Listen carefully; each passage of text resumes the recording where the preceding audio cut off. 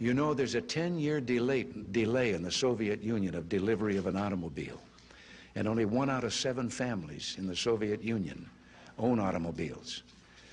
There's a 10-year wait.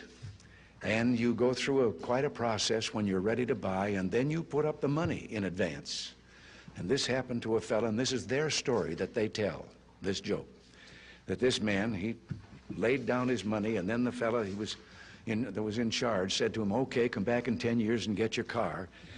And he said, morning or afternoon?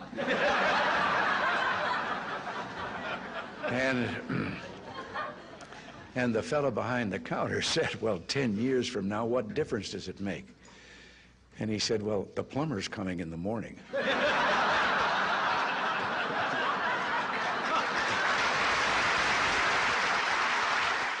I have a new hobby.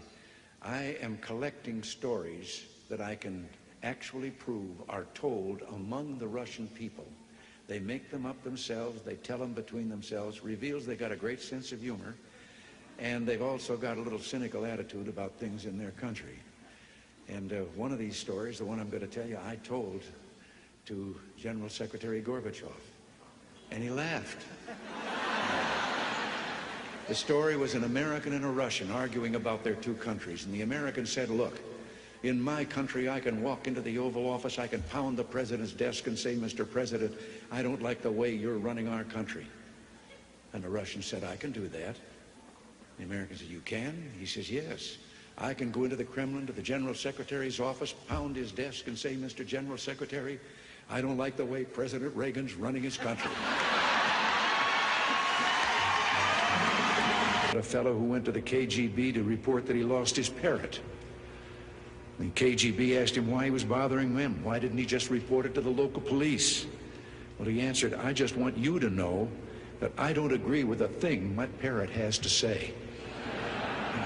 3 dogs, an American dog and a Polish dog and a Russian dog, they were all having a visit, and the American dog was telling them about how things were in this country. He said, you know, you bark and you bark long enough, and then somebody comes along and gives you some meat. And the Polish dog said, what's meat? The Russian dog says, what's bark?